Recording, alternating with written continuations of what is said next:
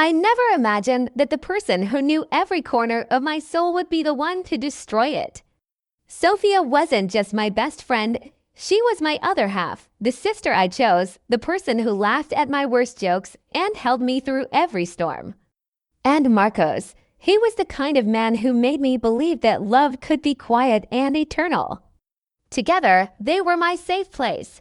I didn't know that behind the laughter, something darker was slowly growing. We had spent years building a life that felt perfect: birthday dinners, spontaneous road trips, late-night talks about dreams and fears. I thought nothing could break what we had. But betrayal doesn't crash through the door like thunder. It seeps in quietly, disguised as kindness, until it replaces the air you breathe. It started on a day like any other. I was cooking dinner, humming to a song we all loved, when my phone vibrated on the counter. The message was simple, 5 words that froze my blood. "We need to talk, Laura." My fingers went cold. My chest tightened. A strange silence filled the room, the kind that feels like a warning before everything collapses. I stared at that message for minutes that felt like hours. My heart tried to convince my mind that it couldn't be what I thought. Sophia would never do that. Marcos would never cross that line. But intuition is louder than denial, and deep down, I already knew that something sacred had been broken. That was the day my life split into, before the message and after it. Because sometimes betrayal doesn't come from strangers. It comes from the ones who swore they'd never hurt you. Some stories don't begin with love, they begin with trust. And when that trust is broken, it doesn't just hurt. It reshapes everything you thought you knew about people. My name is Laura, and until not long ago, I believed in forever friendships and in the kind of love that survives anything. Sophia and I had grown up side by side, from messy childhood afternoons to late-night talks about our futures. She was more than a friend, she was my reflection in another body. When I met Marcos, she was there from the very first day. She teased me about my nervous smile, helped me choose what to wear on our first date, and even told me, "He's the one, Laura, you'll see." And I believed her, because I believed in her. Sophia had always been my compass, my voice of reason. I didn't know that same voice would one day whisper behind my back. Looking back, I realize how blind I was to the small details. The longer glances between them, the inside jokes I wasn't part of, the way she defended him when I complained. But the heart doesn't see red flags, it paints them white just to feel safe. If you're watching this right now, tell me in the comments where you're from, your city, your country. I want to know how far this story travels, because betrayal has no borders. And if you've ever trusted the wrong person, if you've ever looked into someone's eyes and realized too late that they were never really yours, stay with me. Because what I'm about to tell you may sound like my story, but it could easily be yours too. Sophia and I met when we were 12, 2 shy girls sitting in the back row of a dusty classroom, both pretending not to care about fitting in. From that day on, we became inseparable. We shared secrets, laughter, heartbreaks, and dreams. Through high school, through college, through every broken heart, she was always there, the one constant in a world that kept changing. If I cried, she listened. If I succeeded, she celebrated louder than I did. Our friendship felt unshakable, like something holy. Years later, when I met Marcos at a mutual friend's wedding, Sophia was the first person I called. I remember her squealing through the phone, "Finally." "Someone who looks at you like you're the only person in the room." I laughed, not knowing how true that line would become and how it would later twist into pain. Marcos was gentle, confident, and the kind of man who noticed the smallest details. He once remembered the exact color of the scarf I wore on our second date. I thought that meant he was thoughtful. I didn't realize it also meant he paid attention to every woman's details, including hers. For a while, life felt like a film I didn't want to end. Sophia and Marcos got along naturally. She'd join us for dinners, road trips, Sunday movies. Sometimes I tease her, "Careful, you'll end up liking him more than I do." And she'd laugh, "Never, he's all yours." I believed her, and maybe she believed herself too back then. But little things started changing. She'd text him when I wasn't around, just checking if Laura's okay. She said when I asked, it seemed harmless. She'd compliment him openly, "You're so patient with her, Marcos," followed by that knowing smile. At first, I ignored it. I told myself I was paranoid, that I was ruining a perfect friendship by doubting her. Then came the dinner that would change everything. The three of us sat together at a quiet restaurant, candlelight flickering across the table. They joked about a memory I didn't remember. When the waiter poured the wine, their fingers brushed just a second too long. I laughed to break the tension, but something inside me cracked. It was like watching two people dance to a song I couldn't hear. That night, when we got home, I couldn't shake the image of their hands. While Marcos showered, I reached for his phone. I told myself I wouldn't open it, that I trusted him. But my fingers betrayed me, just like they would soon betray each other. Her name was there, Sophia. My stomach tightened. I tapped it. The message glowed like a wound. "We shouldn't have kissed, but I can't stop thinking about you." My breath stopped. The room spun. The sound of running water from the shower became a cruel rhythm, one heartbeat after another pounding against my chest. I locked the phone, placed it back, and stared at the ceiling for hours, unable to cry. The woman who shared my secrets now shared my lover.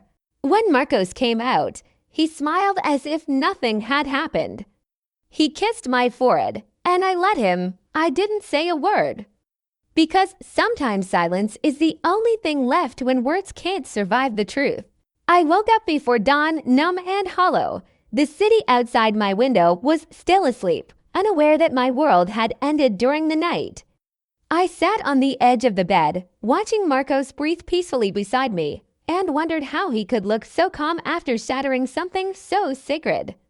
The phone lay quietly on the nightstand, a small, glowing weapon holding the truth I could never unsee.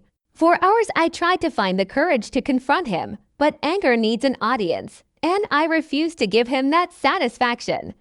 So I dressed quietly, took my coat, and stepped outside. The air was cold, sharp against my skin. By the time I reached Sophia's apartment, my heart was pounding like it was trying to escape my chest. When she opened the door, she froze. Her smile vanished the second she saw me. She didn't have to ask why I was there. "Laura," she whispered, her voice cracking. "You're early." I walked past her without permission. The smell of coffee and perfume filled the small living room. 2 cups sat on the table. One was half empty. Next to it, a man's watch gleamed under the light. I didn't need to ask whose it was. Before I could speak, his voice came from the hallway. "Who is it? Love, love." That one word ripped through me like a blade. Marcos stepped into the room, barefoot, his face pale as if he'd seen a ghost. And maybe he had, because the woman standing in front of him wasn't the same one who had loved him yesterday. I was the echo of that woman, hollow and burning. Sophia covered her mouth with trembling hands. "Laura, please," she whispered, her eyes wet. "It wasn't planned. It just happened." I laughed, but the sound came out broken. "It just happened," I repeated. "Did it happen when you called him at midnight? When you sent him messages from my couch? When you kissed him behind my back?" Each word was a wound, and they both bled silence. Marcos tried to reach for me. "Laura, listen." "Don't," I said, stepping back. My voice wasn't loud, but it carried all the weight of what they'd done. There's nothing left to say. I turned and walked out before they could respond. The rain outside met me halfway down the stairs, cold and relentless, washing away the last traces of the woman who once believed in forever. I walked without direction, the city blurring around me. I could still hear their voices, her crying, his pleading, but they sounded distant, as if coming from another life. When I reached the park where we used to meet after work, I sat on a wet bench and stared at the gray sky. I remembered our laughter, our promises, our shared dreams. It was strange how quickly something beautiful could rot, how love could turn poisonous without changing its color. I didn't hate them. Not yet. Hate was too heavy for a heart already broken. That night, I went back home. I packed his things, one by one, his shirts, photos, memories, and left them by the door. The apartment was quiet except for the sound of my own breathing. On the kitchen table, I placed a note with just 3 words: "You both deserve." I didn't know what they deserved, each other, the guilt, the silence, but it wasn't me anymore. Then I turned off my phone, closed the blinds, and let the darkness in. For the first time in years, I didn't cry. I just sat there, empty but free, as the storm outside echoed the one inside me. The days that followed blurred together like raindrops sliding down a fog window. I went through the motions, work, meals, sleep, but I wasn't really there. The woman who once filled rooms with laughter had vanished, replaced by someone quiet and weightless. Betrayal doesn't just break you, it rewrites the way you see yourself. I started questioning everything, every choice, every memory, every word Sophia had ever said to me. At night, I'd lie awake listening to the echo of their names in my head. Sometimes I'd replay our old conversations, trying to find the exact moment where friendship ended and deceit began. Was it when she borrowed my lipstick before dinner, when he complimented her dress? Or was it long before that, in the silence between their glances, in the unspoken connection that I had refused to see? Weeks passed before I could even look at my phone again. Messages from friends piled up. "Are you okay? Where are you? You disappeared." I didn't reply. I wasn't ready to explain how I had been erased from my own story. Eventually, I decided to leave the city. My apartment had become a museum of ghosts. Every room held a version of me I didn't want to meet again. I sold what I could, packed a suitcase, and took the first train to a city where no one knew my name. The air felt different there, cleaner, quieter, kinder. I rented a small apartment above a bakery, where the smell of fresh bread greeted me every morning. It was the first time in months I had felt something close to peace. Still, healing wasn't simple. Some mornings, I'd wake up crying without knowing why. Other days, I'd catch myself smiling at strangers, realizing that maybe life wasn't punishing me. It was just forcing me to start over. I began therapy not because I wanted to forget, but because I needed to remember without hurting. My therapist told me forgiveness isn't about them, Laura. It's about setting yourself free. I didn't believe her at first, but the words stayed with me. Months turned into years. One rainy afternoon, while sitting at a cafe, I heard familiar laughter behind me. I turned slowly, and there they were. Sophia and Marcos, older, but not wiser. His hair was thinner. Her smile didn't reach her eyes. They looked tired. Like two people trapped in the ruins of something they once thought was beautiful. They didn't see me. I watched them quietly from across the room, my heartbeat calm for the first time in years. Sophia stirred her coffee absent-mindedly. Marcos scrolled through his phone, uninterested. No spark, no joy, just two people haunted by the same ghost, me. I thought I'd feel anger, but instead, I felt something unexpected, compassion. They had taken everything from me, but in doing so, they had also lost themselves. I realized then that revenge wasn't necessary. Life had already given them exactly what they chose, each other's silence. I finished my coffee, stood up, and left the cafe without a single word.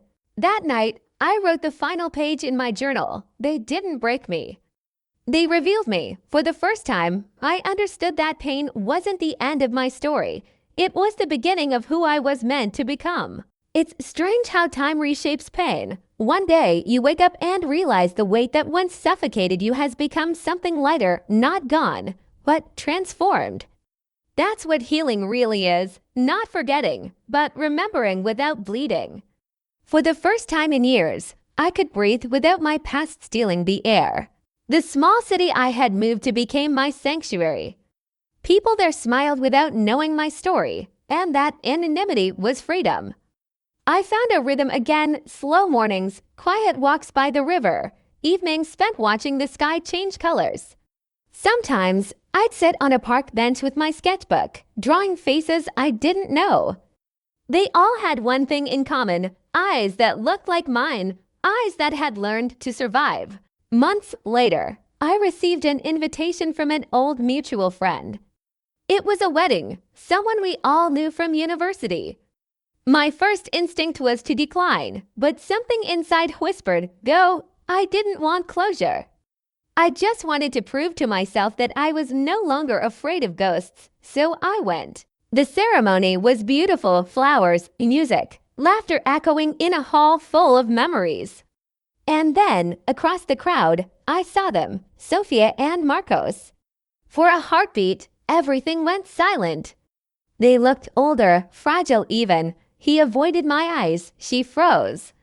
There was no hatred left in me, no bitterness, only a quiet understanding.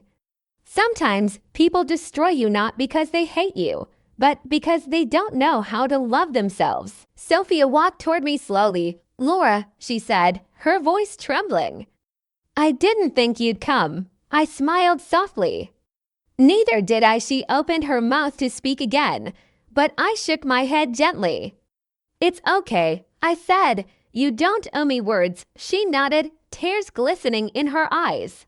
In that moment, I felt something shift: not pity, not anger, just release. After the ceremony, I stepped outside. The evening air was cool, and the sound of distant laughter drifted through the open doors.